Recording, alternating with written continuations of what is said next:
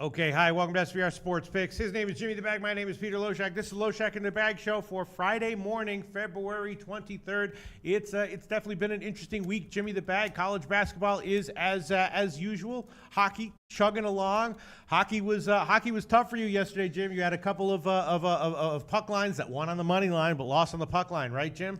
4-1 Lightning in the third, and and then Kucherov missed that empty netter by maybe an inch. I'm just not getting bounces right now, and they will come back to me. Yep. So, we are chugging along. This is a de rigueur for this time of year. Unpredictability in college basketball, feeling your way around in the NBA, and my computer freezing up. That is just the way things have gone all week. But overall, it's been a nice little run. In the Olympics yesterday, Jim, in all sports, it's unbelievable. In all sports, I just get too cute. I nailed the verbiage guy. He did win his matchup prop, so that one won. But Korea, right? They won, but only on the money line. I took a -1.5. I tried to get too cute. And in the curling big underdogs, as I said, I like two of them, Switzerland and the other one, I forgot which. Oh yeah, Great Britain in women's. And the one that I actually gave +180 lost. The one that I friggin' forgot to give and just kept as a lean won, Switzerland. So that was good. But once again, I got to remember to push my leans out there, Jimmy the Bag. You know what I'm saying? Definitely. Overall, it was a successful day once again in the Olympics, and thanks to everyone who talked me off of the talked me off of the under in the hockey game. That was definitely a game that went over as people predicted, and great job on that one. So overall, once again, we are doing well in the Olympics here, Jimmy the Bag. And I looked at the NHL and NBA cards today, and I'm feeling like, what happened in the NBA yesterday? Interesting stuff, right? The Cavs lost outright. Are we seeing the same? But they covered again in the first quarter. Are we seeing the same shit from the Cavs? Same.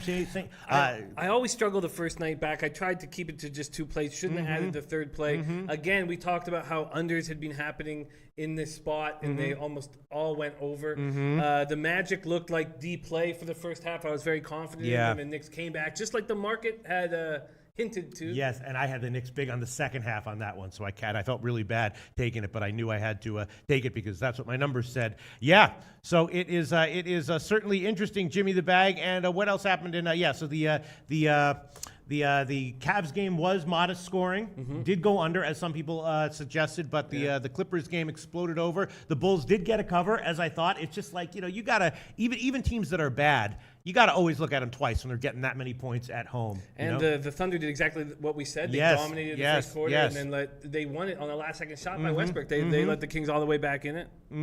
All right, so we do have some banging and everything that's going on that might distract us. I don't know if the banging is coming through on the microphones here, but if you hear banging, that's what it is. It's not some new facet of the show that Jim and I thought might be kind of cool and that might attract more viewers. Good for ratings. Huh? This is our last show here in this space as it's getting renovated. We have no idea what's going to happen to us. We have no. But one thing we do know is that we'll be here, Jim.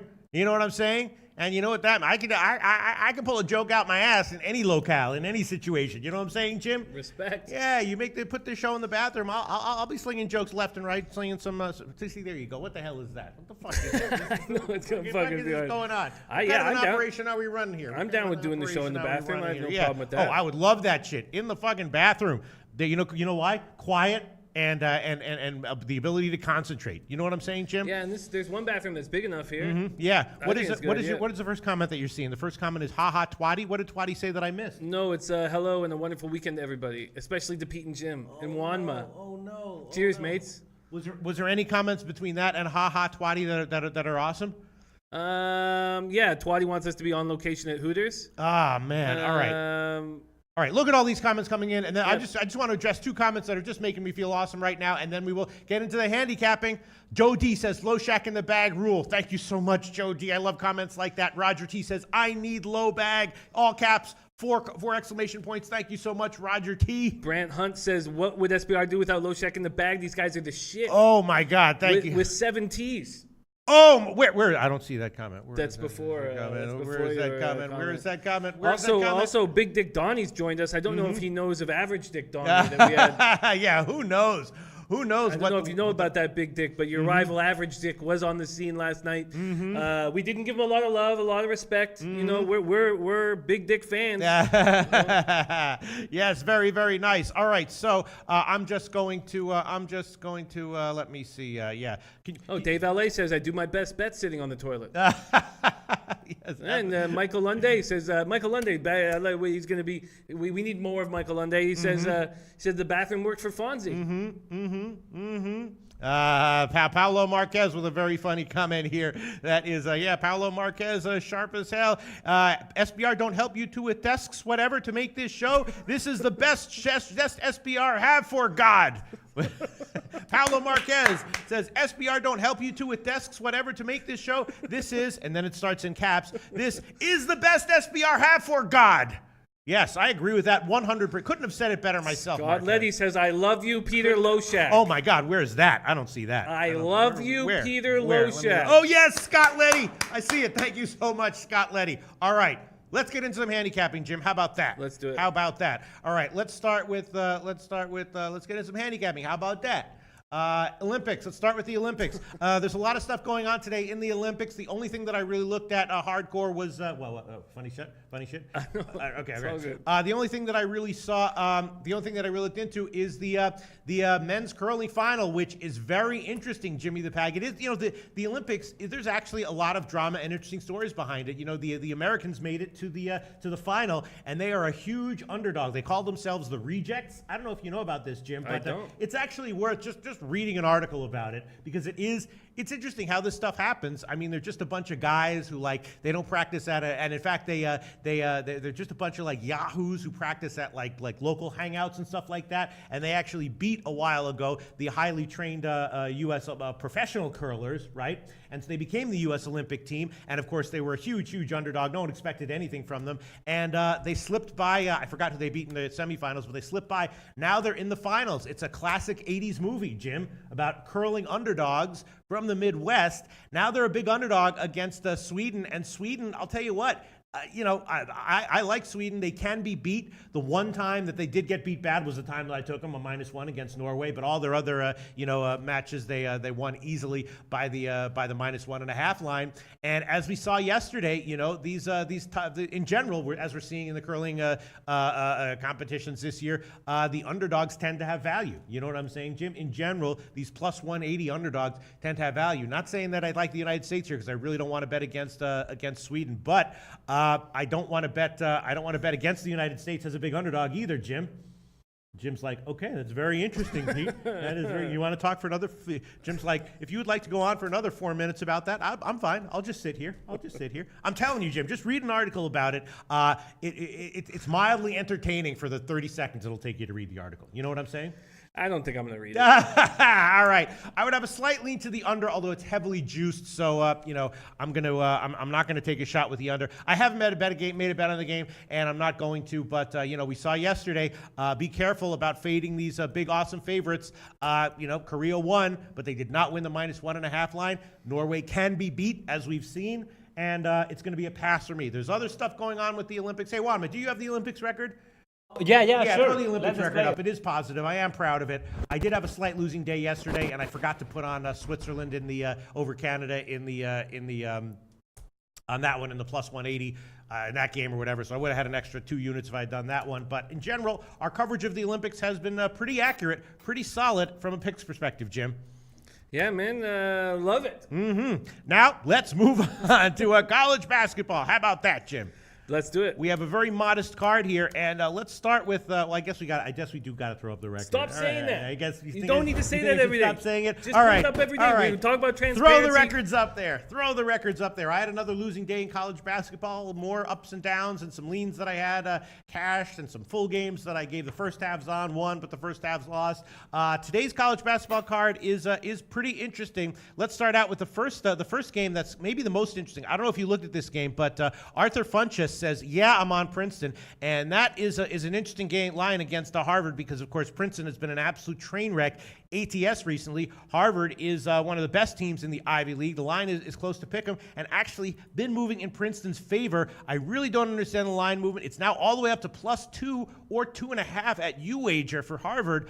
A strong line move in favor of Princeton. Unless someone's out for Harvard, I'm just not getting it. Did you look at that game, Jim, at all?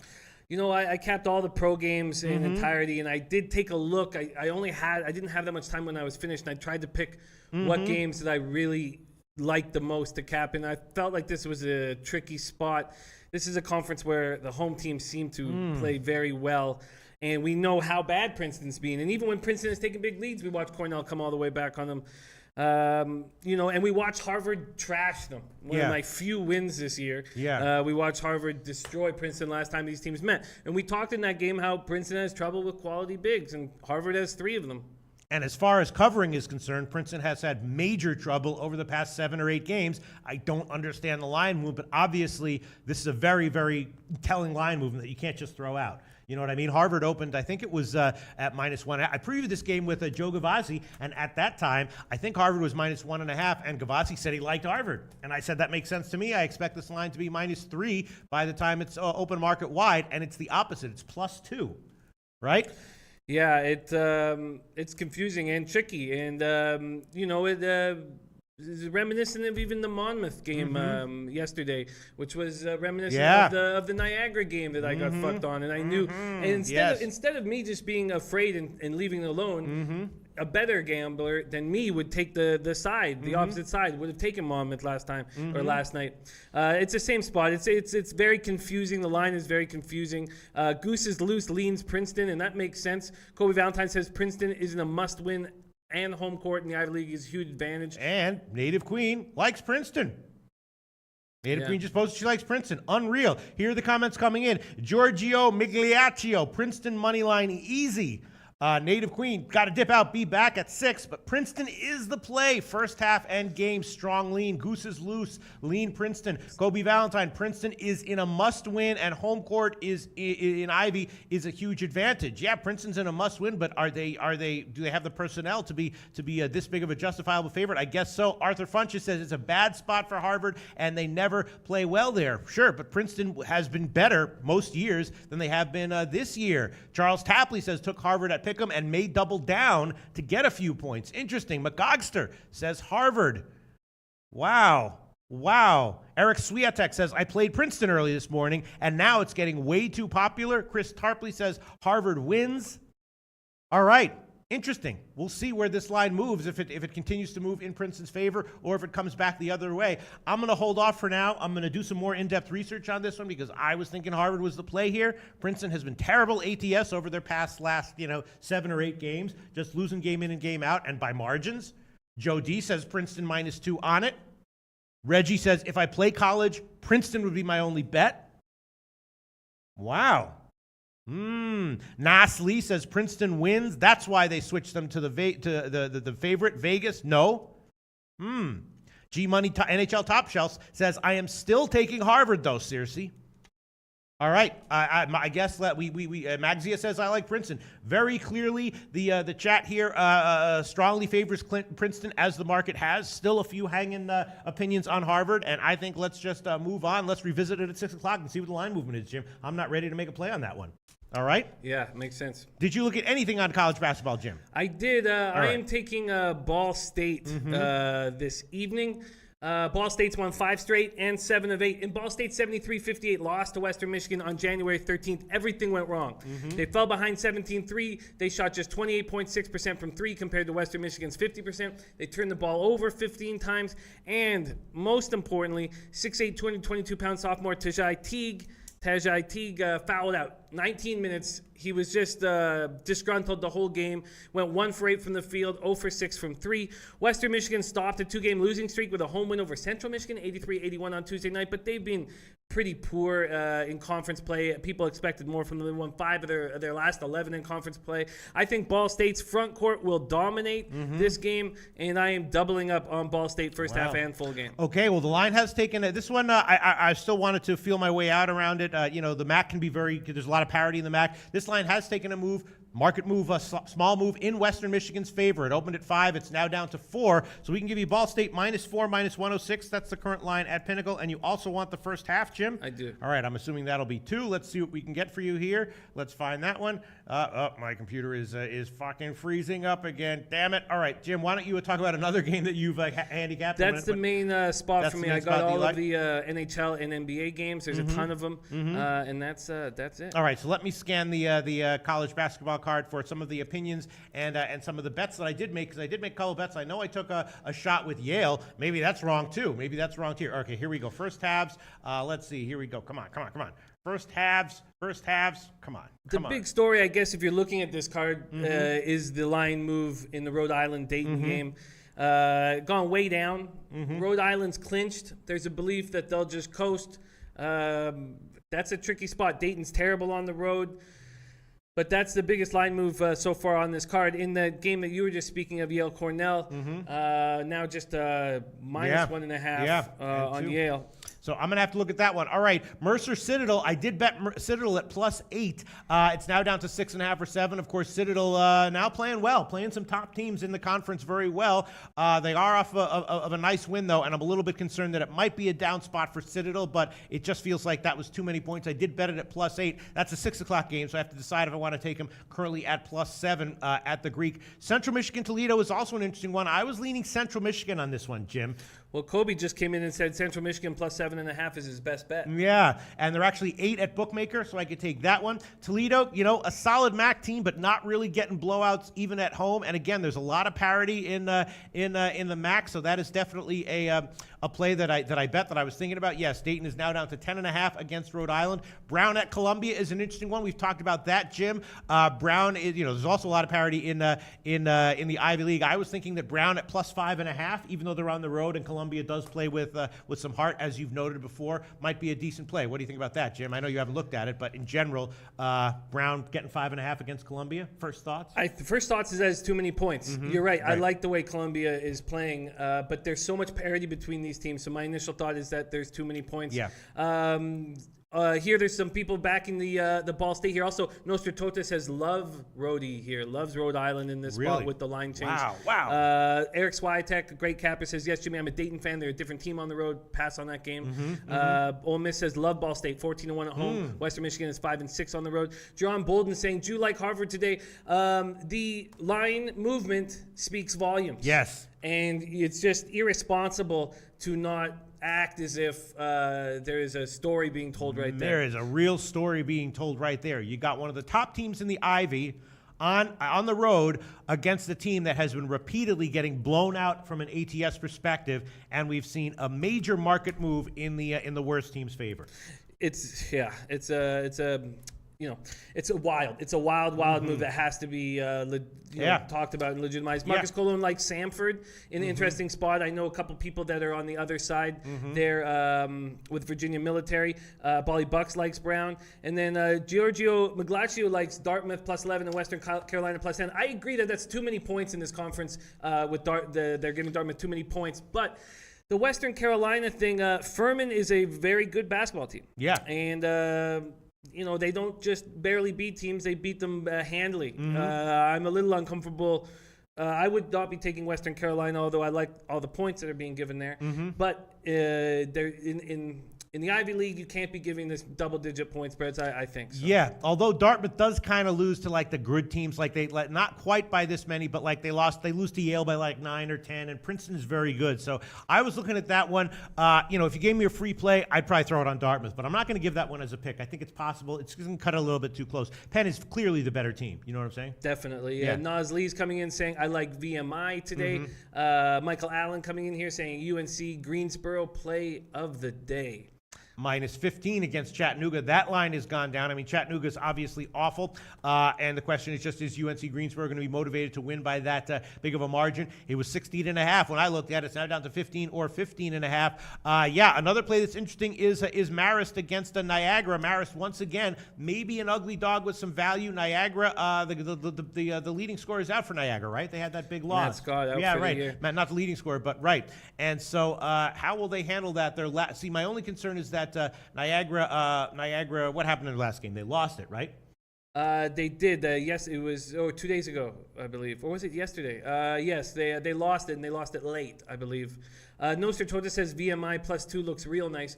John Bolden says, you said, speaking of me, that you believe that the division goes through Harvard. Is that in tournament play? Listen, John, I still think Harvard is a better team than Princeton. But I just feel like it would be irresponsible to make the play at this point. And I'm still going to, I still might take Harvard as an official pick, but I'm just going to look into it. I'm going to give it a thrice over in this one. Yeah, so I was thinking about Marist, unless this is a spot where Niagara is going to try to rally around the loss and try to get a statement blowout win, which is possible, and Marist certainly can be blown out. Chris IG says Marist is a covering machine. Yes, they certainly are, especially as a big dog here. Another play that I made that the line has moved against me on. I did bet Quinnipiac at home against St. Peter's. I got him at -2. It's now down to 1 or 1.5. That's also not a nice sign. I mean, St. Peter's is a team that, in general, I've tended to be on the right side of more often than not this year. They're not a great team. Neither is Quinnipiac, but I feel like Quinnipiac should be a better bet than is better than what this line is giving them credit for. And I didn't see anyone out, so I did bet Quinnipiac. That was my first instinct, was to take Quinnipiac, and I ended up focusing on Ball State instead when I didn't have that much time to cap. But in saying that, I did take a look. What scared me a lot was how badly St. Peter's destroyed Quinnipiac in their game. Now, I know there's the home teams dominate some of these games, especially earlier in the year, but that did give me a pause and cause for concern, and that made me want to focus on Ball State. Yeah. All right. So I already bet that one. I don't know if I'm going to give it. I guess I'll have to look into that one a little bit more carefully. Also, Wofford getting 8 points against Eastern Tennessee State. Eastern Tennessee State clearly displaying a tendency to not be that great as a big favorite here. And also, I do know that they're leading everything. This guy DeSanta Bradford is questionable, but I couldn't find out why. But DeSanta Bradford is, their leading assist guy, their leading rebounder, and their leading scorer, Jim. They're leading everything. Yeah. And he is listed as questionable last I checked, but it wasn't. But the cause was unknown from where I saw it. Do you have any information on that, Jim? That's a key guy who would be out if that's true. That is a key. Let me see if I can get any. Yeah, see if you can get any intel on that one. And of course, Eastern Tennessee State last game lost outright to Citadel at home as a big, almost a 20-point home favorite. So this is a bounce back spot for them. But also, clearly, they are a vulnerable team, and Wofford, as we know, is a quality team in the Southern. A team that is certainly better than Citadel, and might be competitive here, especially if this guy DeSanta Bradford is actually out. DeSanta Bradford was back on the practice court Thursday, and that was good news for the East Tennessee State basketball team. Okay. I'm fine, Bradford said before going full speed in practice. I'm glad to be back. It was a day-to-day thing. I'm back now. I'm ready to get 2 wins. It was hard watching my teammates. Everybody getting to play a game, and I wasn't out there. All right, so that makes me, and it is a bounce back spot for Eastern Tennessee State. So go ahead. Juan? Yeah. No, I don't want to take you guys out of the subject, but there's a little conversation in the chat box about the teasers. Bill Bad Liquor started saying, "I'll never hear anyone talk about teasers on here." Why? What exactly are they? Maybe we'll have time to talk about that. Okay, yeah. I mean, teasers are basically a special kind of bet. They're a parlay where the book sells you points. Teasers used to have great value. The books didn't know how to price them, and especially in football, a famous teaser called a little bit of a gambling history. Wong teasers used to have no-brainer value in the NFL. Books still offer teasers. The main reason why people don't bet them is just because from an odds perspective, it's not worth it. The value is not there with the odds that books currently offer, because they know how to offer them in a way that makes them not have any value. It's the same kind of deal. When you're buying points, you are expecting you are buying into low volatility, and when you're parlaying things together, it tends to it magnifies EV, but it tends to be too big of a bet to make it a profitable bet as from expected growth perspective. But yeah, so teasers are basically special bets that books offer. They are points buying parlays, and books offer special odds on those bets. The odds used to be favorable in certain cases to the bettor, but those days are long gone, Jimmy the Bag, and that's why we don't really talk about them anymore, because teasers in general are not profitable. But I suppose there is a book somewhere that is offering profitable teasers, Jim. Yeah, I agree with that explanation very much. Yes. All right. So and Giorgio Migliaccio says teasers are sucker bets.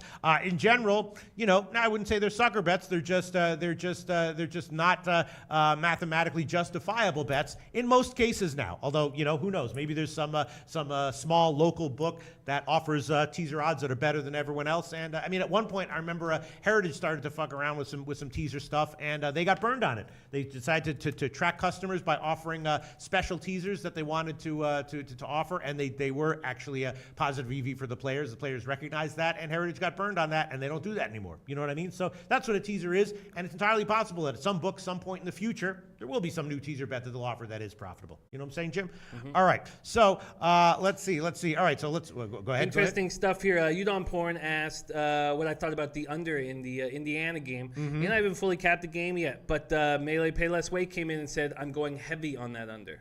In the Indiana game, 140. Really? Okay. Yeah. I did not handicap any of the totals in college basketball today. All right, so go ahead. Alex Smith is joining us, which is great.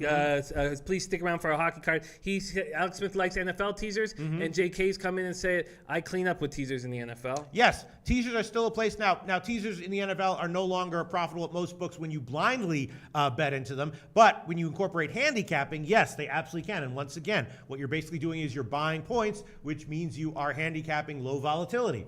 And in that case, you just have to see, well, would this be better than if I just bought the points and parlayed them, this and that? So I would say in the NFL, there are still spots where they can have value when combined with handicapping. Absolutely. All right, so once again, I might just hold off on all my on any official picks here and wait to the 6 o'clock show, because a lot of the bets that I made did not move in my favor. I was leaning Central Michigan plus 7.5 or 8, leaning Brown plus 5.5, thinking about Marist at plus 9.5. Want to look into the mindset of both these teams here, but thinking about Marist plus 9.5.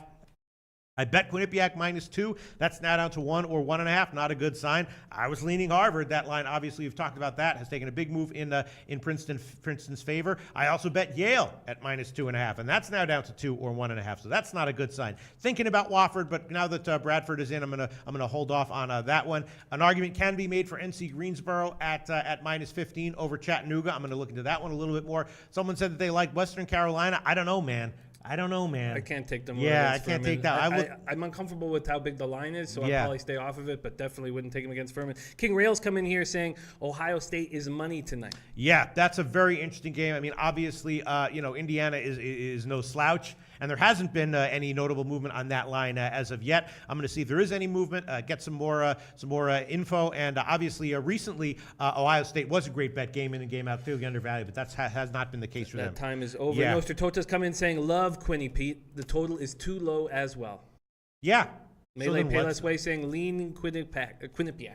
Yeah, so then what's up with the line move there? And then also thinking about my Manhattan getting 7 against Iona. Iona is a team that, as we saw recently, did get blown out at home. Iona did beat my Manhattan when they played on a neutral court earlier this year by a decent margin. But, thinking that it might be a few too many points, I did take Niagara against Iona recently in a similar spot. Thinking about maybe jumping on Manhattan at 7, but I'm still feeling my way out around that one. And that's it for the card. I will throw on one pick. I'll just throw on one pick. I will throw on that Quinnipiac pick right now, just where it is, -1, -106. That's the current line at Pinnacle. I might double up on that one and take them on the first half as well. But for now, I'm just going to throw them on the full game, -1, -106, despite the line movement going in the opposite direction. Quinnipiac, and then I want to think about Citadel and Mercer.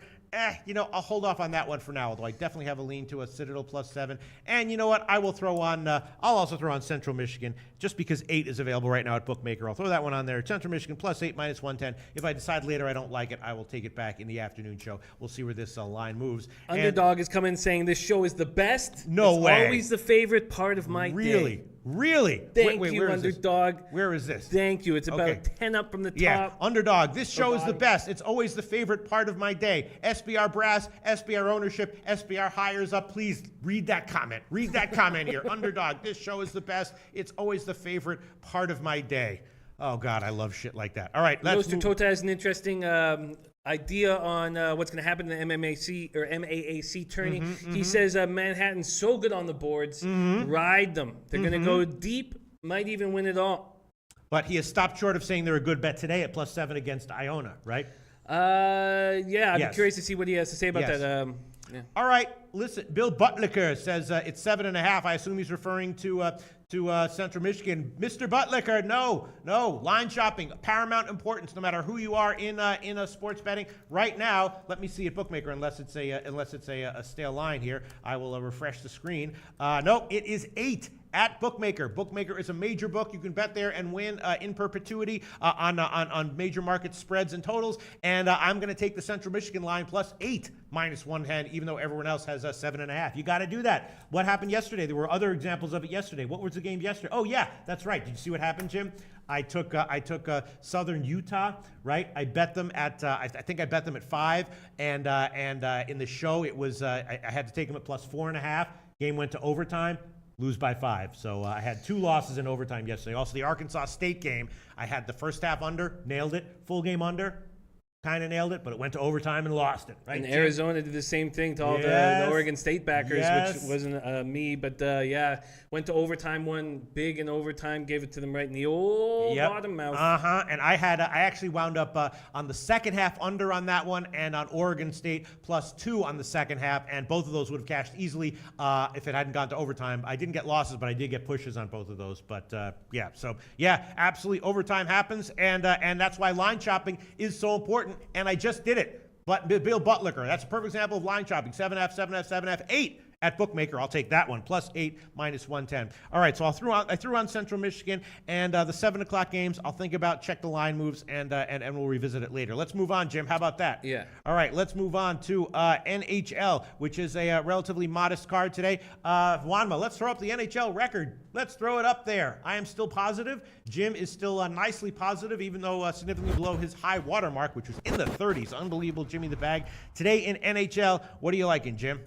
There is a lot that I like, and why don't we start with the Penguins? There's been a lot of talk in the chat about liking the Penguins.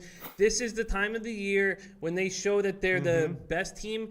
And also, not only that, this winning this division is right easily available. And also, because of this line, unless there's been any big movement in the last little bit, you don't need to take them on the puck line. I'm not. I'm just going to take them on the money line here. Both teams have been off since Sunday. They're fresh, ready to go. Penguins have won 5 straight, and they're expected to get both Hornqvist and Kuhnackel back. They're on the first half of a back-to-back. They visit Florida tomorrow. 12-15-3 on the road. 8-1-1 over their past 10. The Hurricanes have lost 3 straight. Carolina's posted 40 or more shots 3 of its past 4 games. They've won 2 or 3 games against the Penguins this year, but I think that ends, and I really like the Penguins here, and we'll continue hammering them all the way through the rest of the season. My only concern is just that the Penguins obviously have been awesome over their last 20 games, but over their last 19 games, they're 15-4. Awesome record, right? But in those games, 11-0 at home, just 4-4 on the road, Jim. Yes, I hear that, but this Hurricanes team had their chance on that big homestand and didn't take it and run with it. They're just not that good of a team. So yeah, I think this is now I get Canes are at home. If you just look at Penguins' road record, 12-15-3 on the road, but they're 8-1-1 over their last 10. They're playing very good hockey, and I have no problem comfortably taking them here on the money. They're 8-1-1 over the last 10 because most of their last 10 games have been at home. That's my only concern here, Jim. No, and that's a legitimate concern. I just think they play well fresh. They're an older veteran team, and they see the Capitals slipping. They know that they can get first in the division, and that's a huge advantage coming into the playoffs. I'm very comfortable here on the Penguins money line. All right, well, I was definitely going to take the Penguins up team total over, which should be about 2.5 at not such awful juice. What do you think about that, Jim? Yeah, let's do it. Let's love it. Let me find that one. All right, first of all, you're going to get the money line, which is -113 against line chopping here. Penguins team total over 2.5, -140 at Pinnacle. What do you think about that? I just don't take the -1, anything over -125. What's your take on the over in this game, though, in general?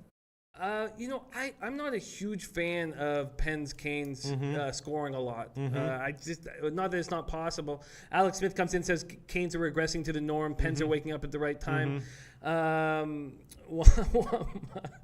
So funny.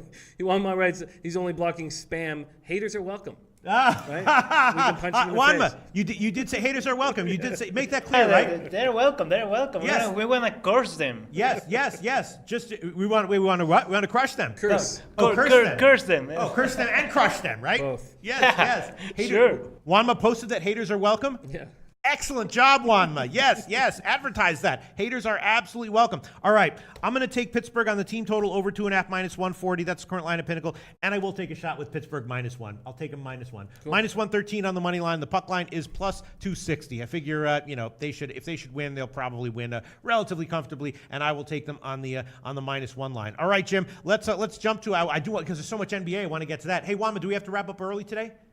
No, I don't think. Well, we don't want to go too far over anyway. Yeah, all right, we can go. Let's talk about Minnesota. Minnesota rolling in the New York area games. They've won 2 in a row. Feels like they're just on a roll, and they're going to finish it out by beating the Rangers here, even as a big favorite. Rangers clearly slipping. What do you think, Jim? Absolutely. Absolutely. Rangers are a must fade. Christopher Kelly keeps repeating this one fucking thing over and over and over again.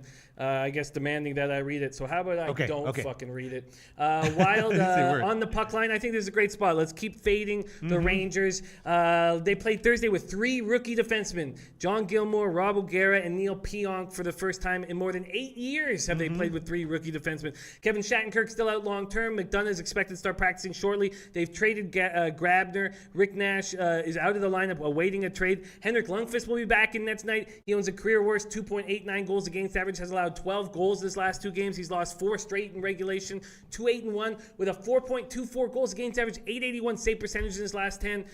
This is a great time of year.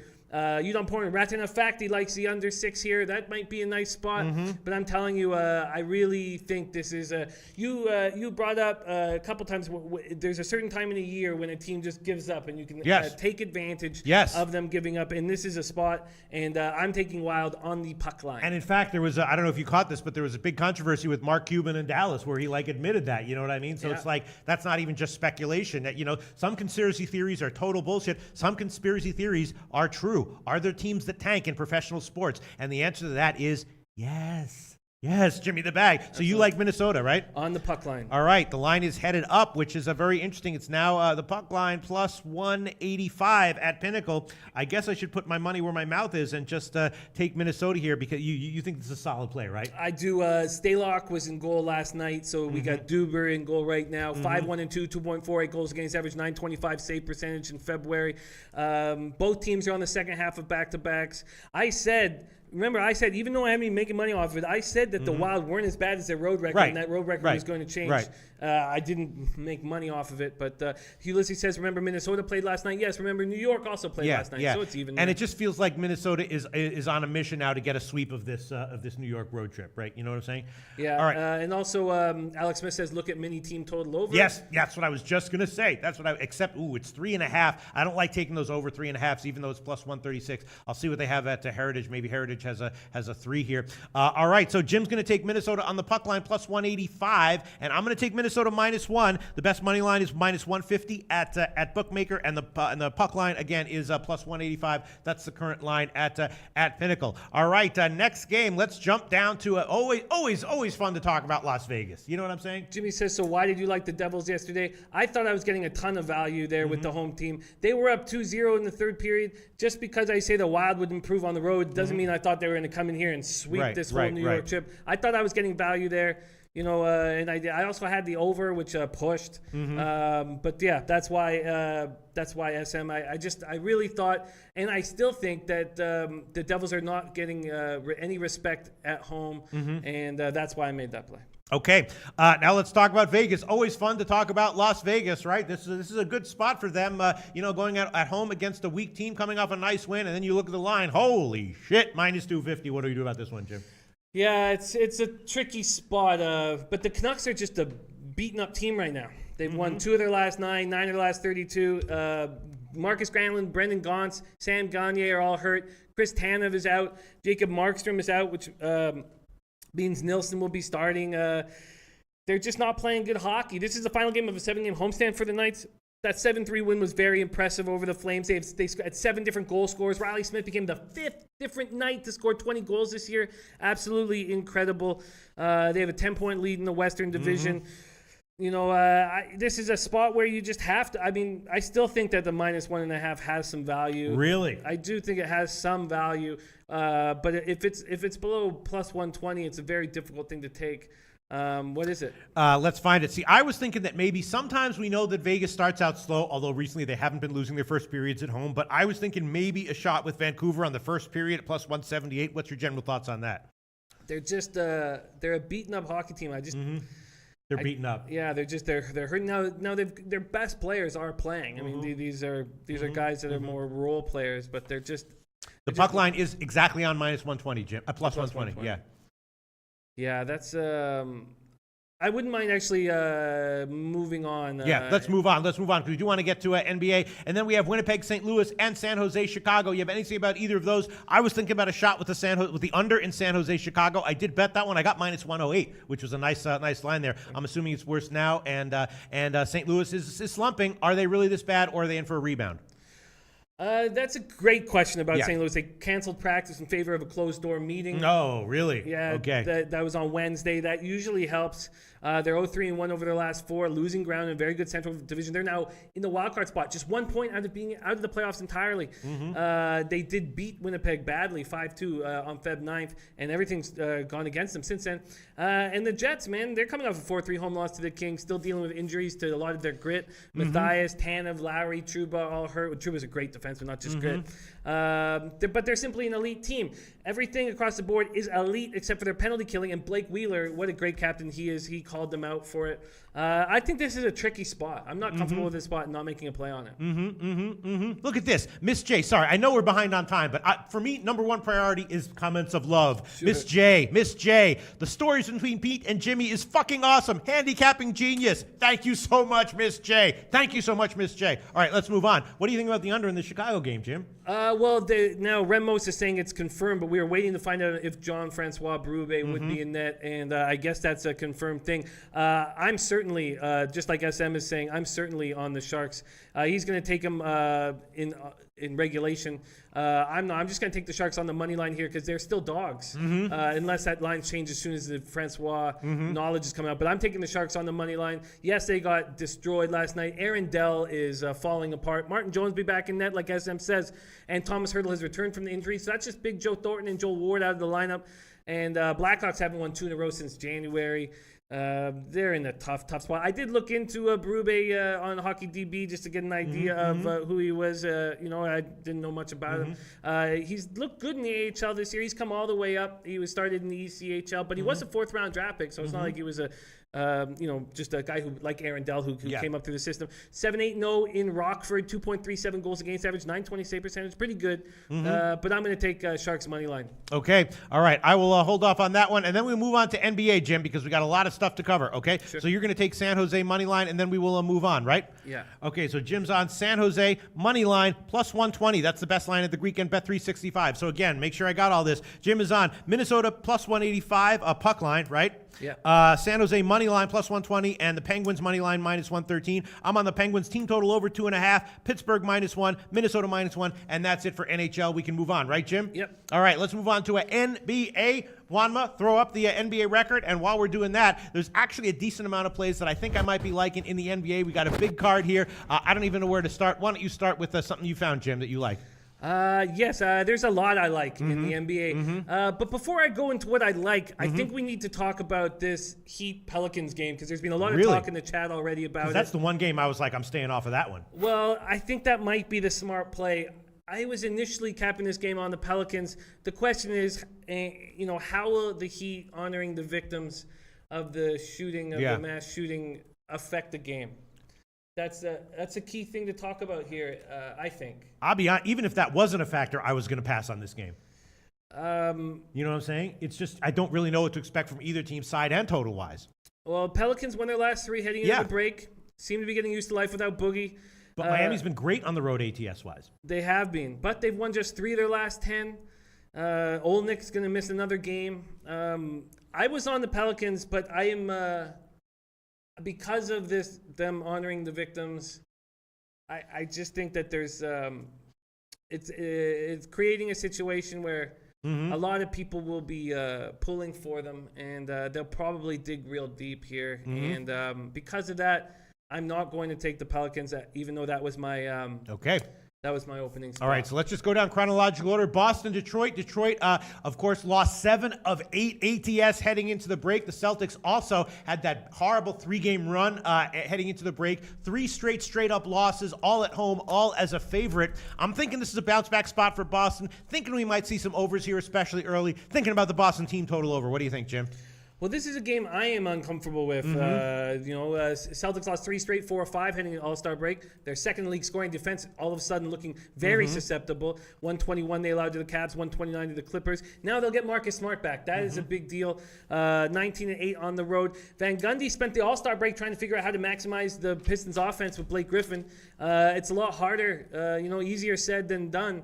They average 107.3 points per game with him in the lineup, just under 4 points better than what they do without him. They need Reggie Jackson back badly. He's been cleared to begin light running. Pistons only have 25 games left, 15 are on the road. I don't trust this spot. We know the Celtics are bad against bigs that are good. Drummond is a monster, and I think the Celtics are going to bounce back. The whole thing is difficult. See, I was thinking about overs here, Jim. Celtics team total over, first half over, maybe full game over. Yeah, I get it, but I mean, Boston can't keep playing. If they keep playing like this, that the whole talk in that dressing room has to be about what has happened to their defense. But if you take the last 2 games before the break as a sign, then that would be the right spot. All right, I'm going to take the first half over, which is just 99.5 minus 110. This reminds me exactly of the friggin' Nets game, which I knew. I was like, man, I like the first half over on that one. Didn't have the balls to take it. Of course it cashed. I'm taking the first half over here, 99.5 minus 110. That's the current line at UWager. Leaning Boston team total over and leaning full game over as well. Atlanta, Indiana, that did not have an overnight line, so I did not look at that one. Did you have anything to say about that one, Jim? Yes, I'm on the Pacers here, Okay. and we'll continue to do that moving forward at home. Atlanta lost 4-5 before the break. Atlanta's not a bad team. I like them. They're developing under Budenholzer, but they are 5-24 on the road. Pacers have won 9 of 12. They're getting a big boost. This last year's slam dunk contest winner, Glenn Robinson, will be back. Now, it's not a big boost, but he's going to help offensively because that's their problem. They don't have enough scores on this team. He'll be another asset, but they have a surprisingly effective offense. 6th in the NBA in offensive rating. Who would have thunk that at the beginning of the year? I'm very impressed. Darren Collison is still a week away, but I think that they get it done here. Okay, the line is headed in Atlanta's favor, so that means that the best line for you will be Indiana minus 7.5 plus 102 at Pinnacle. It opened at 8. Now Pinnacle has 7.5 minus 113. I'm starting to get feeling hesitant. I mean, without Collison in the lineup, the Hawks are able, like Schroeder can. Let's see here. Bully Buck says, I love Pacers. D. West says, fade the bag. Marcus Colon says, fade the Celtics. Cam Raphael says Atlanta isn't a bad team, and he's laughing. You guys know I'm 8-1 betting on the Hawks we've had this some, year. and I'i've had some success betting with you as well. 8-1. It's too many points. All right, it's so too many it's points. not going to be a pick for you. I'm not going to make it a pick. All right, let's move on. Washington and Charlotte, both, of course, played yesterday. I was thinking that maybe this game would be high scoring early, thinking about first quarters and first half overs.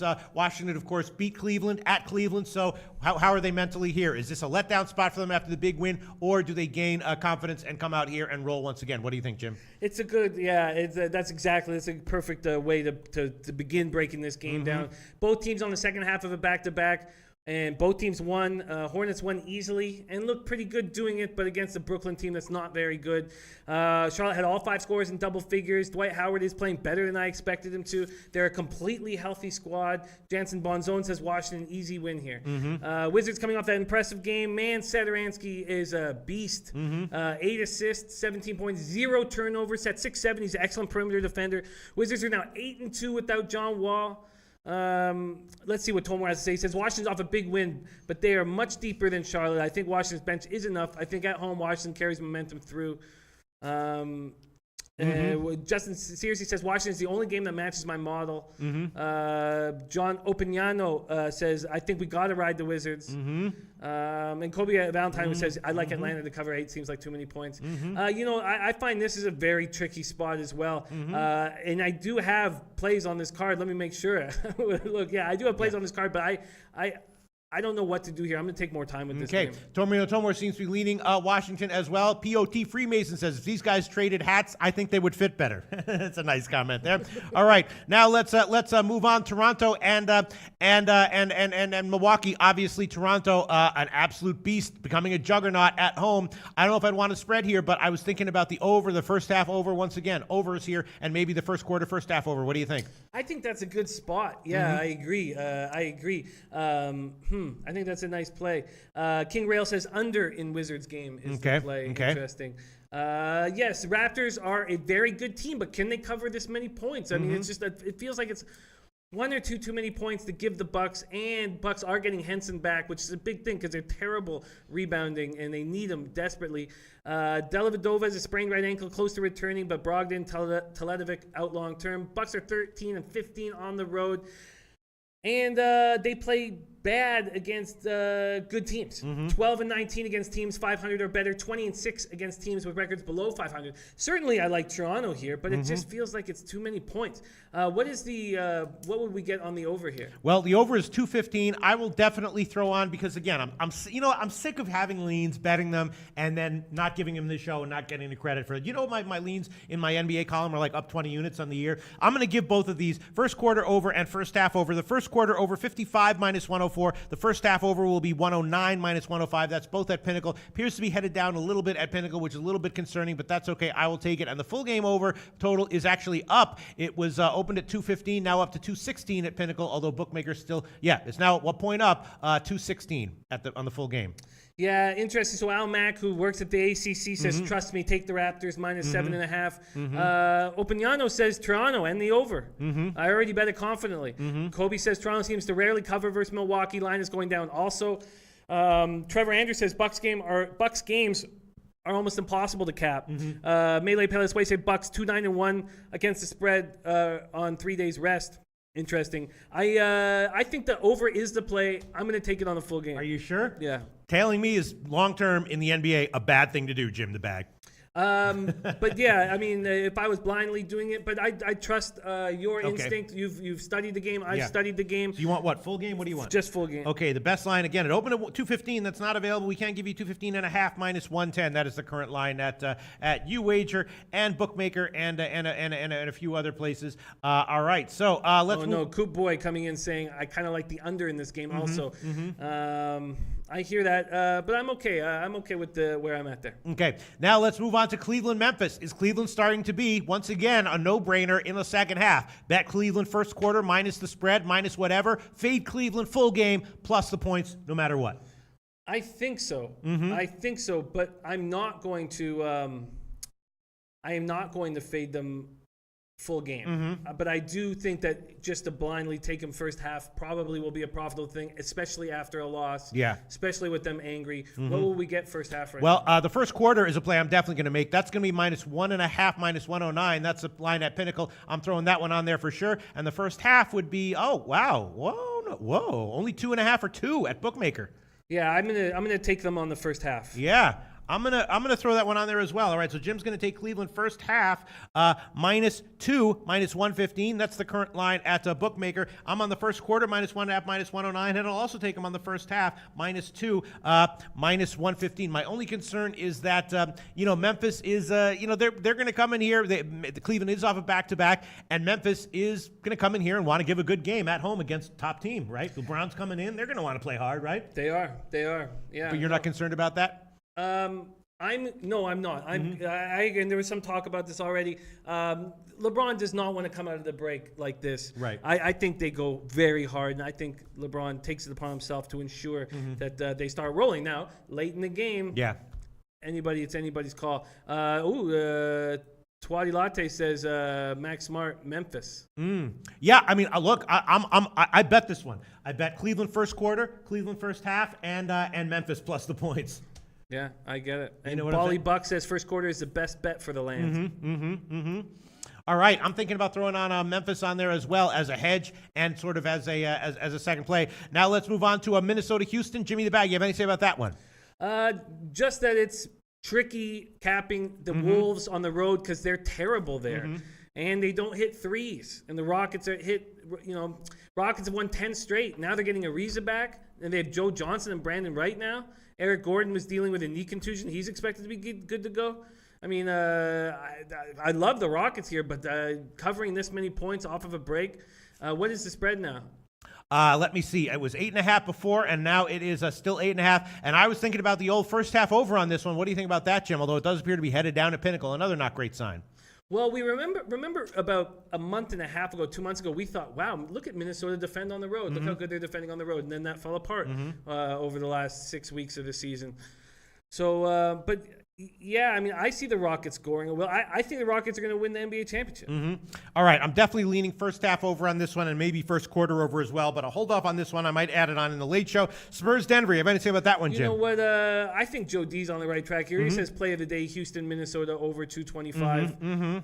I agree. I really agree. I think that is a great play that Joe D's on right there. And you want I'm that sold. one, Jim? I do. Full game. All over. right, Houston over 225 minus 105. That's the current best line at Pinnacle. A little bit concerning that it does appear to be headed down. It was 226 and now it's down to 225. Wonder why it's headed down, Jim. Wonder why. I hear you. Just wondering. I think that. Well, here Tomor says Minnesota's being garbage on the road. The bench is still weak too. You know, I don't know. I guess because we looked at teams after the break in history they have lower scoring games. I mean, I can't really explain it. All right, I'm going to take the first half over on this one. 115 minus 104. That is the current line at Pinnacle. Denver, Santa, and Jim has added over 225 minus 105 on the full game. Denver, San Antonio. What do you like there, Jim, if anything? I like Denver. Now, Trevor Andrews comes in and says Spurs moneyline banker. I know a lot of people who think Spurs off a break, are a dominant type team. But they lost 5 of 6 heading into this break. Already there's issues with Leonard. He's choosing not to play, dealing with pain. We remember this with Derrick Rose and the Bulls. This is not a good story moving forward. Spurs are just 13 and 18 away. The Nuggets are 9 of 12 heading into the break. One of those wins was an 8-point victory at home over the Spurs. Now, Aldridge was not in the lineup for that game, but the Nuggets will have Mason Plumlee back in the lineup, and that will allow Jokic to not defend Aldridge. That's a huge point.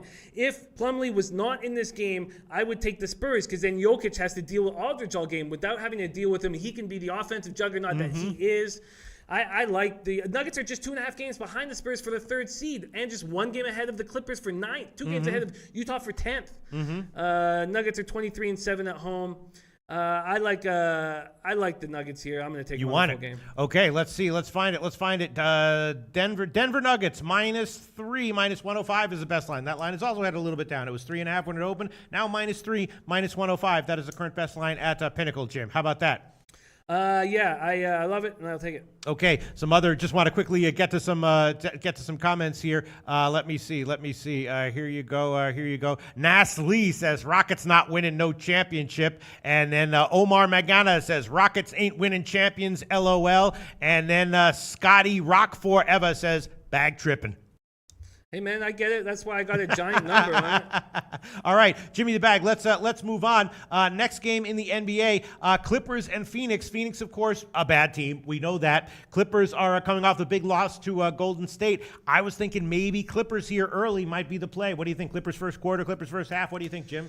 They've been a very, very good basketball team, and I'm surprised that they're that good after these moves. They are very good. Lou Williams leads them at 23.2 points a game. He got 12 assists against the Warriors last night. He scored at least 15 points, 28 straight games. Tobias Harris stepping up, 22 points, 6 boards, 5 assists against the Warriors. Clippers won the first 2 games of this season series against the Suns, destroyed them. Remember, one was by 42, and then Earl Watson got fired right after it. Clippers are 5-3 since trading away Blake Griffin. They've won 13 of 19. Clippers are 14 of 15 on the road. Suns lost their last 7, 12 of 13, 15 of 17. Elfrid Payton looks really good in the Suns uniform, trying to get that contract. This is when he's good. You know, he's questionable. When he wants to play well, he seems to play well, and this is a big time for him. So I bet you he plays great trying to get this contract. Went for 13 points, 12 assists, 11 boards in their loss at Utah last week, averaging 20.3 points, 8.7 assists, 8.3 boards in 3 games in Phoenix. Booker had 28 points, 5 boards, 3 assists in Utah, and he needed the break. I know he was, had some all-star responsibilities. But, man, Suns are 0 for February. They've lost by 32. They've lost by 48. So your read on the Clippers is that they're not actually that great of a team? No, I think they're a really good team. You like them early here, Jim? Or you like the Suns to be scrappy here and plucky? I like the Suns to be scrappy and plucky, but I like the points to be scored. I like buckets here. I'm on the over. That's what I was thinking as well. What do you think about the Clippers' first quarter, Jim? Coming off the Warriors spot, I don't know. I wouldn't put my money on it just because it's they just had such an emotional game, and now they're playing this shit basketball team. Yeah. And it's impossible not to let that kind of I hear you. Affect you. All right, the total opened at 224.5, now all the way up to 229. Jesus, I thought it was 226.5. Nope. It might have been 226.5 when you looked 10 minutes ago, but now it is 229, although Heritage does have 228.5, so you give you that if you want that one. Jesus. Yep. Oh, no, I'm not taking that. Nope. Okay, let's move on. Portland, Utah. That game is going to be a pass for me. Utah obviously was winning game in and game out leading up to the break. Their last 2 games, they didn't cash. But Portland was pretty decent throughout in the first half, and they covered 3 out of their last 4. I don't really know what to expect here. You have anything to say about Portland, Utah, Jim? I do. I had wanted to take Portland in this game, and I thought I would be getting a little more points. I was surprised that I wasn't getting an extra point or 2. What is the line at right now? Portland. Right now, the line is it is up now. It opened at 3.5, now up to 4.5. Greek has 4. Yeah, it's Jazz 11-game winning streak. They're allowing just 98 points per game. They've held 8 opponents below 45% on that streak. 106.2 defensive rating, ranks 5th in the NBA. Jazz won both meetings with the Blazers this year, winning by 9 at home. And then remember, 10 days ago, they destroyed Portland by 19. And Donovan Mitchell has to play point with Rubio's injury. I'm not sure if Rubio will be back. He's questionable to go tonight. Lillard is just absolutely on fire, playing very good. Joe D says 1-4 Jazz against the spread in their last 5 games. The Blazers are 1-4 against the spread in their last 5 games against Utah. Justin Searcy says Utah is a better bet than Portland. Donald Trump says Portland went on a tear last season post All-Star break. Tolmore says Utah's winning streak is unsustainable. They're shooting nearly 50% from 3-point range. Interesting. I think there's more value here on Portland, especially with the way Lillard's been playing extremely well. He's 6th in the NBA in scoring, 9th in assists. Last 3 games, averaging 41 points on 55.3% shooting from the field. He's made 46 straight free throws. I think there's value here for sure, but I don't know if I have the balls to take it. Donald Trump wants someone to put a beat to your analysis of games. That would be pretty hot if someone just took Jim's. I think there is kind of a flow. Donald Trump says, "Man, Jimmy's spitting some fire with all these numbers, double timing him. Can someone put a beat to it?" At SBR Sportsbook Review. That would be awesome. That would, we should make a Loshak in the bag record, and one of the tracks should definitely be that. And also some of my, I have like 15 different sports betting song parodies, all of them pretty good. And I have one. They just come to me. I don't even try to write them. They just come to me. I'm like a freaking Bob Dylan of fucking shitty Weird Al Yankovic song parodies, only about gambling. Unbelievable, right? I like it. Right. All right, Jimmy the Bag. Let's move on. So no play for you on. My man Jemai James, great capper, says Jazz and practice time post All-Star break equals Jazz cover. I'm gonna lay off the game. Okay. Then Dallas Lakers. I believe Lonzo Ball's back, right?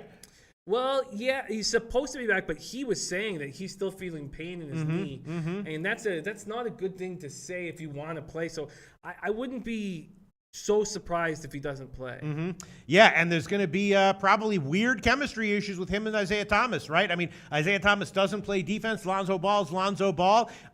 Who knows what to expect from the Lakers? Maybe some wacky stuff going on with the Lakers in the upcoming weeks. If Isaiah Thomas doesn't do whatever he can to make it work and be malleable, he's not going to continue to work for this basketball team. And look how many teams he's jumping around. He has to fit into Lonzo Ball's game, and he might better think like that. Or he's fuck. Mavericks had a tough week. You said that the Cuban stuff, the Cuban thing got fined $600,000. Then they have the sexual misconduct thing going through that Cuban slow response, dealing with the scandal, all that stuff. Mavs are just 5-15 in 2018. Only the Hawks and Suns have worse records at 18-41. They could be getting Nerlens Noel back. That will help because they're a terrible team on the boards, 27th in the NBA.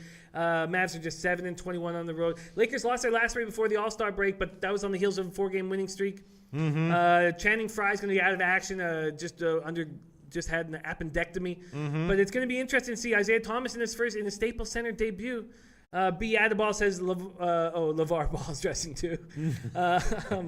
Bally Buck says Dallas will lose tonight. King Rail says Lakers -4, play of the day. Can't wait to watch this game tonight. My favorite ball, by the way, is LaMelo. My official favorite ball is LaMelo, just so you know. All right, Jim, do you want to make a play on this one, Jim? You know what? I don't feel good. This is just a tricky spot. Let's see here. Jemiah says, new pieces, Laker lineup, no chemistry. Mavericks looking like the play after the tanking comment. Interesting. Joe D says, Lakers -4, book it. We had someone said, Trevor Andrews said, Dallas, first half money line lock. But, I could see both sides here. And I agree. Dave LA says Lakers need Lonzo for defense. His defense improved so much during the year. G Money NHL Top Shelf says LA. Lakers. Wait, LA. That's Kings. Yeah. LA. I think he screwed up. LA Lakers my only NBA play. You know what? I'm leaving this off, man. All right. Wow. Okay, so let's review some comments here. Marcus Colon says Dallas done. POT Freemason. Lakers doing work. Bally Bucks. Cuban wants Dallas to lose. I don't know. It'll be weird to see how things shake out over the next few weeks. Joe D says Lakers -4. Book it. ES says Cavs Clips game. Cavs Clips game. No. Yeah. All right. Let's see. Other. Yep. Trevor Andrews says Dallas first half money line lock. Bally Buck says Dallas will lose tonight. Geez, yeah, a lot of back and forths here on the Dallas game. Marcus Colon says Portland Jazz under 207. I was thinking that way as well, maybe, Jim. Trevor Andrews says Lonzo will mess up the chemistry early. Yep, Trevor Andrews likes first half Dallas. What do you have, Jim? What do you going to say something? Ricky Rubio is available to play. Happy that I'm not on it. King Rail says a tanking comment was made to distract us from the sexual harassment case. That's very, very interesting, King Rail. You might be bang on that one. But nevertheless, tanking is something that teams do. Some, not all teams all the time, but a few teams once in a while. The Pittsburgh Penguins wouldn't be a team in the NHL if they didn't tank that year. And when the Devils got Kirk Muller and the Pens got Mario Lemieux, I mean, they wouldn't be in the league if they didn't tank that year. All right, so before we wrap it up, Latte says that you're Ricky Rubio's dad. Okay, very nice. Let's see. All right, so funny shit coming in here. Comments coming in. All right, Jim has taken Denver -3, the Toronto game over 215.5, the Cavs first half -2, and the Houston game over 225. Right, Jim? And Jemiah says your first album title is Me, My Peyote, and My Cadillac. That's a good song right there. Me, My Peyote, and My Cadillac. That is. Oh, my God. We could make the best videos there, too. All right. And I am on Houston first half over 115. Cleveland first quarter -1.5 and first half -2. Always makes me, sometimes I feel like Cleveland is a good bet on the first quarter, but then when the second quarter comes, they just start going into the shit. We've seen that many times, and that was exactly what I was thinking when you were on the first quarter and I was on the first half. I'm like, fuck, I just don't want to double up. And but yeah, that was exactly what I was thinking. I was like, fuck, I could easily be on the wrong side. But I'm on first half and first quarter. I'm on Detroit first half over 99.5, Toronto first half over 109, and the first quarter over 59. And that's it for now. Definitely have some leans that I'm kicking around, which we will revisit in the afternoon show. Thinking about taking the full game over on Boston, Detroit, and the Boston team total over. Thinking maybe about taking the Washington Charlotte game. I was thinking about first half over in Washington Charlotte, but I'm probably going to pass on that. Thinking about kicking on the full game over with Toronto Milwaukee with Jim. Not sure I want to triple up on that one. Thinking about throwing on Memphis plus 5.5 on the full game against Cleveland. Just no-brainering it with Cleveland once again. Thinking about the full game over as well as the first half over with Minnesota Houston. Thinking maybe about Clippers first quarter -1. Thinking about that one early. And that's it. Pass on the Lakers-Dallas game for sure. Pass on Portland-Utah, although slightly into the under on that one as well. And that's it, Jim. That's it for the NBA. Anything you want to add here, Jim, before we wrap it up? No, I'm comfortable with the card. I obviously I went 0-3 in the NBA last night. It's very tough right now coming back from a break as in every sport. So I'm happy that I didn't put too many plays in. I'm happy I ended up taking off that Pacers play. I just think it's too many points. I think they win, but I'm comfortable with where I stand. And I think it's going to be a nice card. I like the Nuggets play quite a bit. And I'm happy that I got talked off that Blazer spot as well. I think the chat helped me out a lot and today. I really Yes, absolutely. B. Adabal says, Pete, say Lamelo. Why does he want me to say Lamelo? He's my favorite ball. I wouldn't mind changing my name to La Peter Ball, to be perfectly honest. I think that would be cool. All right, and MLB has already started, and that's about it. We are going to be back at... Oh, no, Jim is going to be out today. Yeah, I won't be on the late show. So Jim is going to be on a little vacation, quote unquote. Some negociaciones have to take place. Little vacation, quote unquote, for Jimmy the Bag. So it's going to be just me on the afternoon show. I will review all the line moves, go over college basketball totals, and maybe add on some picks. And of course, read all the very important comments from all the commenters at 6 o'clock Eastern time. That'll all happen here. See you then.